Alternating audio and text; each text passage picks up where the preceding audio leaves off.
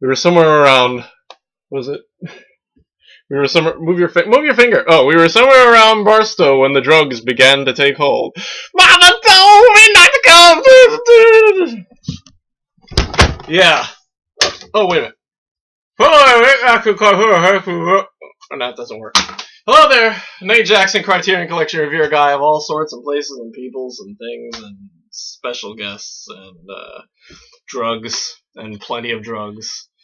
With my brother Josh again, welcoming him back and his girlfriend Caitlynn. We're both we're all three of us are very extremely tired from sitting through this travesty of supplements and all that, but hey, this is what it's all about. And this is the one that it is all about. Number 175, Terry Gilliam's adaptation of Hunter S. Thompson's Fear and Loathing in Las Vegas. It's that time at last. Let's see the details. 1998, 119 minutes, color, stereo, blah, blah, blah, blah. This one, I kind of dug it. I don't know. I still think I like Brazil. I mean, when we compare it to the other Gilliam movie, the other Gilliam movies. Mm-hmm. You see, I have Time Bandits. This is our third Gilliam movie with Time Bandits, Brazil, Fear and Loathing Las Vegas, and they're just releasing The Fisher King. Actually, there's this one that's coming out in the Criterion. Yeah, it's coming out in a couple months. We own that one. Well, guess who's coming back in 6 years, 7 years? All right, we got him for another one. All right, anyway. I think I kind of liked. I mean, I definitely like this one way more than Time Bandits. And if you guys haven't seen Time Bandits, actually, I have. You have. When I was a little kid, we watched it. It was just kind of too fantasy for me. I don't know. I think it's good for kids, though. Yeah, definitely. I mean, it's not geared for kids, but it's good for kids. Like, I remember watching it when I was a kid and loving it, but in the context of then and now, I don't really remember Time Bandits, and I just recently watched Fear and Loathing, so... Yeah, I definitely recommend Brazil. It's really weird and creepy. Yeah, I've seen that. Okay. Yeah, it's awesome. But yeah, let's talk about Fear and Loathing Las Vegas. It's a trip. It's definitely... It is what everything you would think it would be. And more. Figurative trip, yeah. And figurative trip, yes. For those of you who know, Hunter S. Thompson was this journalist who wrote in a very bizarre. I don't know how to describe his writing. They call it gonzo writing. He kind of developed it with he wrote for Rolling Stone and all that, and his pieces were very exploitive. I think maybe. Well, technically the whole description of gonzo is he's reporting on an event, but from a point where the reporter becomes the main character of the event he's reporting on. I gotcha. So it's pretty interesting. That's a great way to describe it. Yeah, and that definitely sums up the movie. Yeah. Both events that he actually goes to. Yeah. Yeah.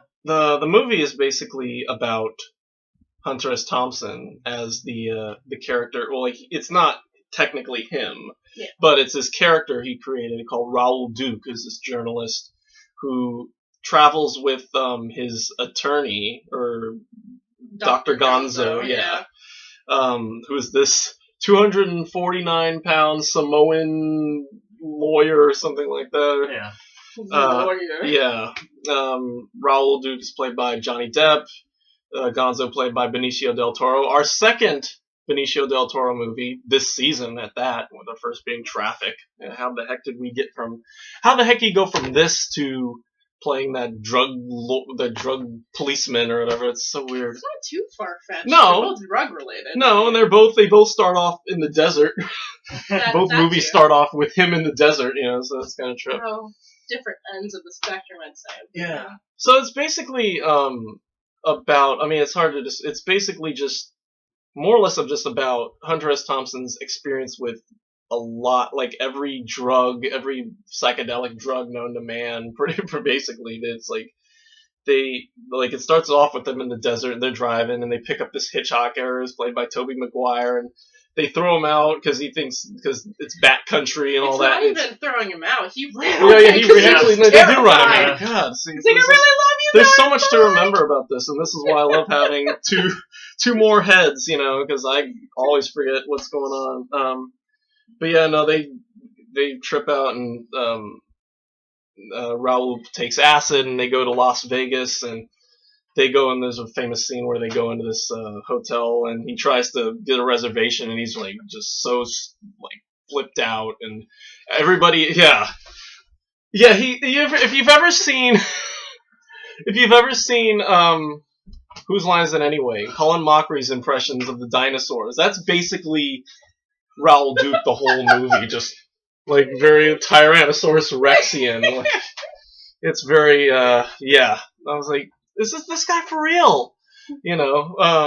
And it's funny enough because like he has a trip where he sees everybody as like dinosaurs, like huge lizards and all that, and the floor is like leaking and all that, and it's really weird. There's a lot of like freaky stuff. It's hard to we won't describe every scene because it's really tricky to remember everything. Psychedelic movie, not in like coloration wise, but in the effects that are done, in the way you watch it, you feel almost as though you're going through all these horrible, wonderful, bizarre. A lot of it is Gilliam. Yeah, Gilliam's the greatest director for that. You can feel it in every. I think definitely with like the scene where they go to the circus banquet or whatever it is, and you see all the tightrope or the acrobats and all that. It's very it feels like Gilliam. So then there's like just all these really weird scenes. Gonzo tries to asks Duke to like electrocute him while listening to White Rabbit, and gets abducted again for it. And he ends up and then he wakes up and then Raul wakes up with a Z carved in his forehead. Not carved, it's ketchup. Oh, it's ketchup. Oh, no. I thought it was carved. I figured it couldn't have been real because there's a picture of it in the insert that actually shows it properly, and it's just the ketchup. Yeah, I totally missed that. Again, 6 more sets of eyes technically. But anyway, so they go to cover this like dirt bike festival, and they can't see anything. And the joke is that I think the whole movie you see Hunter S. Thompson with this like cigarette, like I forget what it's called, like the lighter thing, like it's like a cigarette holder basically. Cigarette holder in his mouth. And so like when they're out in like the dust thing, like his whole face is covered, but he's got like the shades over and the like a hole made directly for the cigarette holder. And that was just hilarious how that how did get that beer. You never did. I know. You never did get that beer. It's a lot of just unrequited beer. So eventually, he Gonzo abandons him and runs off, and like I don't know, he tries to clean himself up or something. That part kind of lost me, honestly, because you see him in the office. I think that Hunter S. Thompson's a very unreliable narrator. Yeah, it probably is. Yeah, because honestly, my take on this entire thing is that he wasn't actually there. Probably, and that was kind of him doubling himself, kind of like Fight Club, basically, kind of possibly, ideal. Where he's 2 people at once, and he's kind of going through everything while still trying to hold himself back. I'm one of those people who just looks at it from face value and says, "It's really this is what's happening," And I know that's not one of the movies that this is not one of those movies you can do that with. You can kind of do it, but it gets real confusing real quick. So then eventually we find out that Gonzo is like involved with this underage painter named Lucy who paints portraits of Barbra Streisand, and portrayed by Christina Ricci. Yes, Christina Ricci, and I guess Gonzo had underage sex with her, and it's implied. It's implied. It's not stated, but you don't get the exact feeling of it just because the fact that she's completely rejecting him at every turn. Yeah, it's just the fact that Raul goes through that whole scenario where he tries to sell her out. And just to kind of like freak Gonzo out. But then he gets freaked out later because there's this. I guess they try to abandon her, and they get into this hotel, and she ends up calling the hotel, and they have this great little fantasy scene where like they put him on trial, and of course they're like in like jailer suits, but he's got the visor on and the cigarette. Holder, and she's like dressed up like a little like Lolita with little pigtails and a teddy bear and all that. And it's horrendously Gilliam. Yeah. And that's like kind of the climax of the movie is where Raoul takes like, was it adrenochrome? I forget what it's called. Like it's like this drug that you're supposed to take like only drops of, but he ends up downing the whole bottle. Yeah. And he has this really weird fit where he sees Gonzo as like this like hairy beast with like a pair of breasts on his back and all that. It's very, very weird. And I guess, and then he wakes up and ends up like reciting the rest of it to us because he had like this tape recorder on his chest, and like he plays back the tape recorder to remind himself of what's going on. Like eventually they went out and smashed like melons on the lawn in front of a car, and they tried to buy an ape. They tried to buy an ape from a guy, and they think that the ape bit off the waiter's head or something like that. And they eventually, I think I don't remember exactly where this goes, but they eventually go get a pie, and Gonzo. That's kind of where it starts hitting the darker tone of the story. Mm-hmm. Yeah, eventually, and they leaded me to this because they've already seen this, but I hadn't. So, and I wasn't sure if this was like a straightforward comedy, but eventually you do get the idea that this is actually kind of a denouncement of the whole 60s, the Timothy Leary era, and he kind of says how Leary got it wrong and how everybody who tried to like bought into his drug culture and all that were kind of got the raw end of the deal, for lack of a better term. I guess like they just basically were the ones at fault, because they never really recovered. I guess he was trying to say that like drug addicts never really they never really like get out of that. Never got their sanity truly back. But anyway, the movie kind of ends with him racing Gonzo to catch a plane, and then he goes back to LA, and that's basically the movie. So, but honestly, just saying it like that though, if someone who's never seen the film will watch it, they'll be like, "What the hell are you talking about?" Yeah, I mean, I'm giving you the plot, but you have to see this one to believe it, honestly. But yeah, that's all we'll say for this. For the rest of it, you have to see for yourself. There's a lot that I'm cutting out. Particularly one scene that I'm remembering where he actually meets himself in a club in the 60s, which actually has a really nice cameo from Hunter S. Thompson himself. One of the funniest scenes from the movie. That one with the whole businessman and everything. Oh god, there's a scene where he spills Coke on his sleeve, and this hippie comes in and spills it. It's LSD. That's what it started. Half of it because he'd never tried it before. And this hippie comes in and who's played by Flea from the Red Hot Chili Peppers, and he comes in and starts sniffing his arm or trying to get off, and this businessman comes in and sees them, and there's a narration of how he's like, if he's lucky, he will forever now his life will be ruined because he will be always thinking that in random bars there will be men in red flannel shirts experiencing highs that he never thought possible. Exactly. It's a really, really hilarious line, and So and like I said, I asked him should I be laughing at this at some point? I wasn't sure about some of the things, but in the end, it is a comedy. It is a comedy in its own way. It's a dark comedy. It's a very dark black comedy. Yes. For me, specifically, what I love about I think it is a very humorous movie, and you can definitely tell Gilliam's influence all throughout. But I'm glad that he left in. Because it's a scene, I'm pretty sure it's from the book. Yeah. With the waitress. With the pie? Where he gets the pie? Because I feel like that fully shows the peak of it. Basically the complete opposite of how the movie starts. Where the movie starts with it being very cartoonish. Yeah. And then it shows kind of the dark side. And it shows how, Hunter isn't really, Raoul isn't technically involved with that whole scene with Gonzo cutting the phone cord and threatening the waitress. He just kind of walks off and just looks back at her.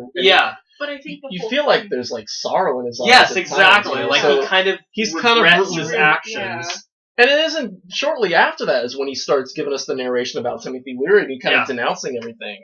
I think it's right around that period in the movie. So yeah. I think definitely this movie is a movie you have to watch more than once. Yeah. If you watch it for the we'll first definitely time, you miss a lot. I'll definitely check it out again very soon. It's like the whole where a lot of people say Donnie Darko is a good movie to watch multiple times. Where just you'll miss a lot the first time through, just because it's so intricate. There's so many little eccentricities that you aren't expecting. Like in a scene where this is my second time seeing it, and I just realized that his ear was bleeding while they were driving, and it's something small and it doesn't seem like much, but in the context of the story, it's just like, oh, okay, well, it's probably not a good thing. Yeah. Also, if you ever notice, every one of the different drugs he takes, the cinematography is different. Yeah. With each one of the different drugs. I was going to ask you about the cinematography. So acid is a different way, and then the ether is very slow, unsteady, slow, methodical. Yeah. The LSD unsteady. Is like is the background scene. It's like everything is slow motion. Mm-hmm. Yeah. And like even the sound is slow too. It's also we don't get that in any other film. Yeah. And I think the final drug is like kind of like it's like just like dark colors and loud loud noises. We get a lot of heavy metal throughout the film, but I think it's like really hits it home throughout that whole sequence. But I think Gilliam's a great director. I think that he really I think he really just hit his stride with. I mean, like maybe hit his stride, but like I think this is one that I think like if anybody has seen a Terry Gilliam movie, it's probably this one. I mean, us film aficionados have seen Time Bandits in Brazil and 12 Monkeys probably, which I thought was after Fear and Loathing in Las Vegas, but they really drove it home in the TV spots and trailer and all that. So true, but since it's a Criterion one, it might have been released later, so they included it. Well, because this was released in this was out in 2003, and this was the movie's from '98. So yeah. But anyway, so that's Fear and Loathing in Las Vegas. Rating. I give it I want to give it a B, but I liked it more than that. I liked a B plus maybe. Just the drugs. I don't know. I mean, I know it's kind of denouncing drugs in the end, but just I don't know. Just watching it was kind of fun sometimes.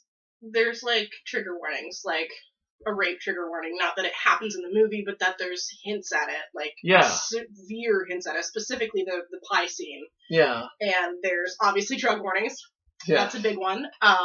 And there's just a lot of really darker themes that they're hard to swallow sometimes. Hard to swallow, yes. It's definitely a bitter pill, but it's a good one. It's a really, really introspective, interesting take on it was not a bad movie at all, no. I think it was very, very cool. I think Johnny Depp really nailed the performance. I think his performance was one of the greatest. I mean, I haven't seen him in too many films, but I think, if I had to see him in a film... This is honestly one of the best Johnny Depp films. And we haven't seen the Rum Diary. That's Hunter S. Thompson. I know. I did want to I kind of want to see that now that I knew that was his film, but I did not know that was Hunter S. Thompson. So now I'm really anxious to kind of maybe check that out. I know he's not really playing Hunter S. Thompson in the Rum Diary, but I mean, I still want to see it. Especially since in the extra bits, he was talking about how he was finalizing the Rum Diary as they were getting the movie ready. Oh. And that they was did talk about that, between him and Johnny Depp. He was like, well, I'm trying to finish Rum Diary. I'm trying to get it out there. And having enough difficulty with that without them pegging more drugs on me, basically. Yeah. All right, so let's wrap so that's the movie. B+, not bad. Check it out. All right, supplements. Crazy supplements. The first disc has deleted scenes, a couple deleted scenes that don't really add much to the movie, honestly. They're just a lot of, like, extended monologues. There's a disc and then the supplements. Okay, let's see. They're split up into two sections. There's the film, which is about the film. There's storyboards, a crazy amount of storyboards. Of course, Gilliam draws his storyboards, and they're really cool to see, just like how he really, wanted draw out every scene, basically. Production designs, the still galleries, shots of them on the set, some great shots of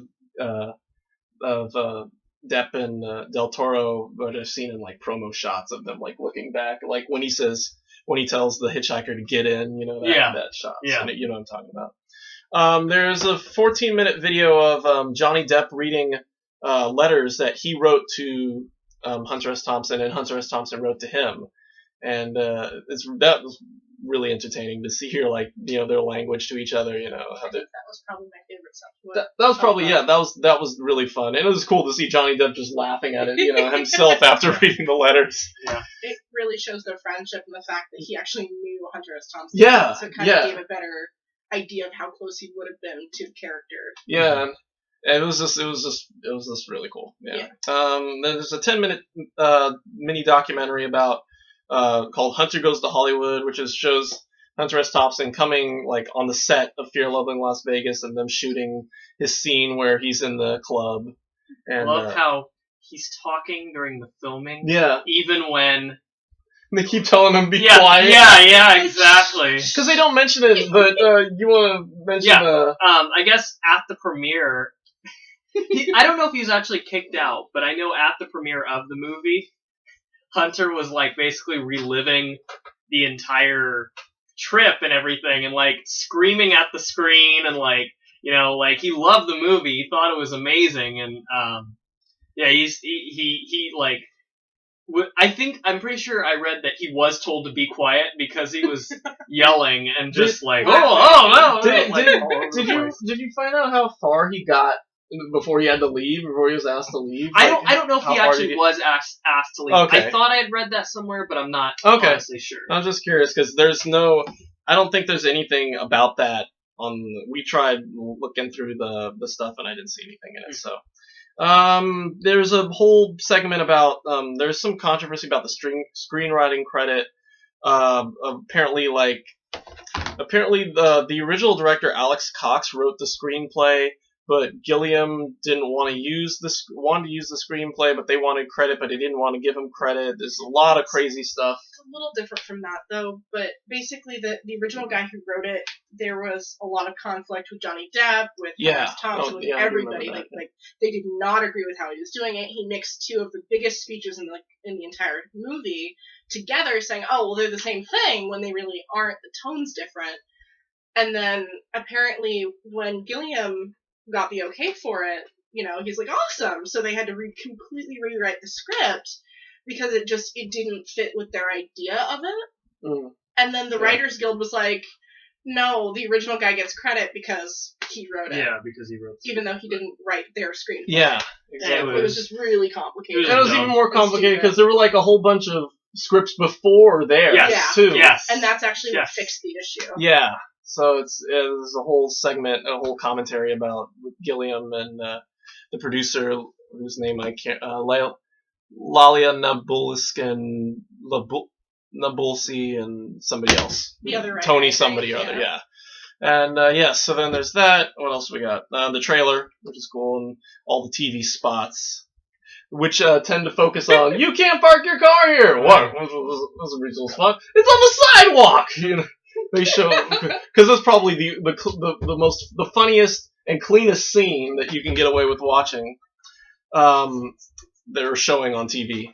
And then that's basically the film. And then the other section is called The Source, and that's more about Hunter S. Thompson and Oscar Zeta Acosta, who's the inspiration for Dr. Gonzo. And for his section, for Gonzo's section, they have a half-hour video of him reading the actual Oscar Zeta Acosta reading a chapter from a book he wrote, which I gave up on. I couldn't understand what it was about. I think it was just like his take on like culture and all that. Yeah, drug culture, like the street gangs and stuff like that. Basically, and I think that's what we picked up on. Yeah, essentially, it was violence on the streets. Yeah, and then there's a Hunter S. Thompson reading the introduction to the book on Oscar, and he just kind of describes him as a monster, like it's a kind of a really crazy guy. And then there's what else we got? What else was there? There's Ralph Steadman was the illustrator who illustrated what's his name? What's the guy's name? Hunter S. Thompson. Yeah, that's the guy's name. Yeah, Hunter S. Thompson's stories in Rolling Stone. and so there's a lot of collections of his drawings. And we definitely tied it in. We're fans of Pink Floyd, The Wall, and Gerald Scarfs. Yeah. So they're very similar. And you look at this, it looks like the style, the lettering, the blood looking, but and all that blood style, the dots like splatter style of writing. And then there's a short excerpt from a dramatization of Fear, Loathing, Las Vegas, which was done in '96, which had Jim Jarmusch as Duke, and that was weird.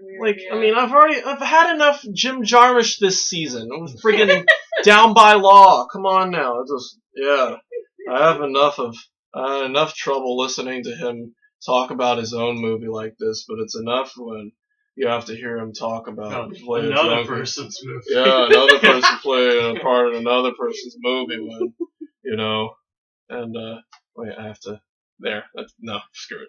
And then there's the final thing we'll talk about is the 50-minute BBC omnibus documentary called Fear and Loathing on the Road to Hollywood, which features Hunter S. Thompson and Ralph Steadman, in Hollywood. I think they were trying to originally pitch a film version of Fear, Loathing, Las Vegas, back in the late 70s, actually, but it never got completed until we are just knocking stuff like crazy. It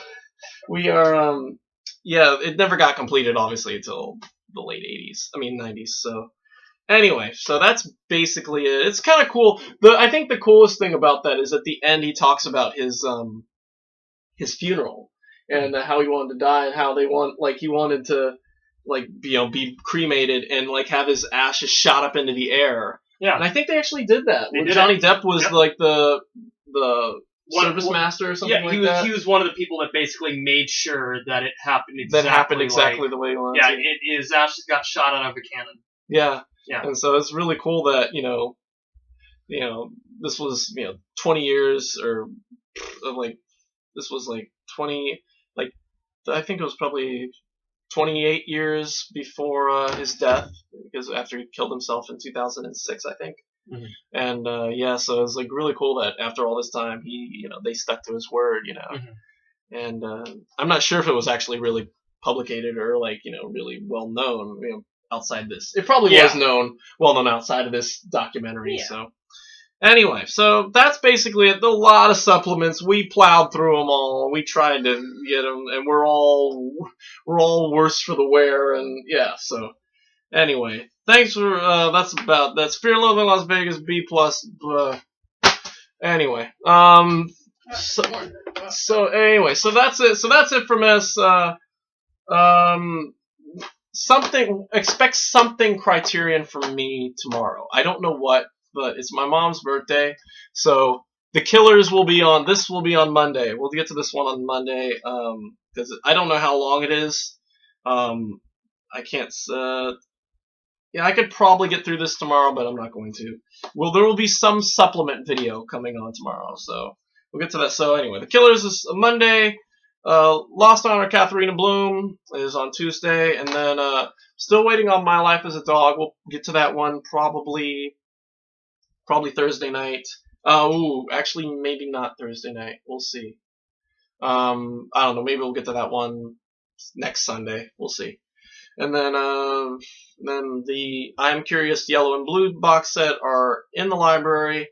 Just couldn't take them home yet. And then what else? And then the other couple, I've put a hold on the other couple. I forget the Straw Dogs. Sam Peckinpah Straw Dogs is on its way. And then I forget Les Dames du Bramage, and I forget the name of them. Some of these French titles, I can't remember them until I look at them long enough, So anyway, so we're on our way. We are now 3/4 of a way done with this season. I'm so happy that we're almost done, and we will more than likely be done by the end of May. By May, we will have ourselves a showdown, and I'll have to plow through everyone and try to find 28 films. I've already found a good portion of them. I mean, but who knows? There could be another gem in the next 25 films. You never know, or technically 24. But anyway. that's it from us. Thanks for watching. Morals. We didn't tell you, but what's the moral? Oh, you know what the obvious moral is? Don't do drugs. Yes. Yeah. Don't do drugs in Las Vegas. And don't park your car on a sidewalk. Yep. Don't pick up 16-year-old. Don't pick up 16-year-old Christina Ricci. Yeah. Don't morals. pick up hitchhikers that look like Tobey Maguire. That's another one. Yeah, don't pick up balding Tobey Maguire. What else? I know there's others. Don't smash fruits on rental cars. Don't threaten waitresses with knives, and don't cut phone cords and all that. Oh gosh, what else? Don't trust your lawyer if he hands you a Dremel. Yeah, Dremel, whatever. Yeah. And tells you to take a small hit. Yeah. Don't take any. Not 4. Don't throw ducks at your drugged out friends in bathtubs. I think it was orange. Oh, orange? Yeah, I thought it was like a sponge or something like that. It's a grapefruit orange. Yeah. Same thing. Anyway, yeah. So, but overall, don't do drugs. Don't do acid or any of that stuff. Movie's probably a good example. It's probably the greatest example of everything. Yeah, just watch this movie and do the opposite of it. Live your life the exact opposite of it. And yeah, so that's it for me. Thank you guys so much for being part of this. We will see you guys again in whenever. 6 years. 6 years. No, maybe a little sooner than that. I don't know. Yeah, when oh no, we'll see you guys season 3. No, Life Aquatic with Steve Suzuki. Number 300. Yeah. That'll be the season 3 finale in a year. We'll see you guys in probably a year. Yeah. Sounds like but yeah, like I said, we've got Josh. We'll see a couple more times with Merry Christmas, Mr. Lawrence, and Harold and Maude, House. Yes. Which I'm actually, you might have you did you see House? Well, I think you'll definitely want to do Harold and Maude, because Harold and Maude's a really good movie. But I don't know if you're really gonna like House. House okay. Is just... No, per alley. No, I'm not. It's just. But Merry Christmas, Mr. Lawrence will just be you and I probably. Yeah, it's. I'm interested in David Bowie and Ryuichi Sakamoto. Yeah. I don't know, maybe. Who knows? Yeah, we'll see. We've got a couple of years for all these movies, so yeah. But yeah, definitely. I think the next one that I saw on the list that we'll do is number 300. You'll see all 3 of us, and that'll be great. It'll be a season finale. We'll go out. We'll have a party. We'll get wasted, even though we don't drink, and we'll get wasted on root beer and just sit around and just talk about the wonderful Wes Anderson. And that'll be a great director to end on is Wes Anderson, because like I said, I'm not a fan of his stuff so far, but we'll see. It gets better. Well, it gets better than the Royal Tenenbaums and Rushmore and all that. I mean, the Royal Tenenbaums, and Rushmore is. It's okay. I think the most accessible one so far would probably be Fantastic Mr. Fox. Which, that's in the Criterion collection. That's another one. We'll get to that, and that'll be in like 6 years, too. Yeah. Moonrise Kingdom. I don't think that's in the Criterion. No. But regardless, it's hit or miss anyway. Yeah. So the only other ones I know are Darjeeling Limited and Bottle Rocket. Those are in the Criterion. Darjeeling Limited is very close to the Royal Tenenbaums. I mean, I don't know in my mind, so I don't know if you're gonna fully enjoy it. But I think you actually will enjoy The Life Aquatic. All right, well, we'll see. Bill Murray is starring. I just know our sister overplayed the soundtrack, the Colin Hay soundtrack and the David Bowie covers and all that, all the acoustic guitars. It's like, oh my god, sis. Acoustic guitars. Yeah, there's a lot of acoustic guitar music in Anderson's films, and it kind of ruins it for me, and ukuleles and all that. And, oh god, the ukuleles. Anyway, we're digressing. We're done talking about this movie. Thanks for watching. Thank you guys again. We're tearing the house down right now because this is what happens when the 3 people review a Criterion movie. The world falls apart. The world falls apart, yes. This is why we can't have nice things. Yeah, this is exactly why we can't have nice things. Anyway. Thank you for watching, and we will see you tomorrow for something Criterion, some supplement video that I'll be doing. I don't know which one, but it's a crappy film. That's all I can tell you. And But we will see you Monday for the 3 adaptations of Ernest Hemingway's The Killers. And until then, goodbye. Say goodbye. Goodbye.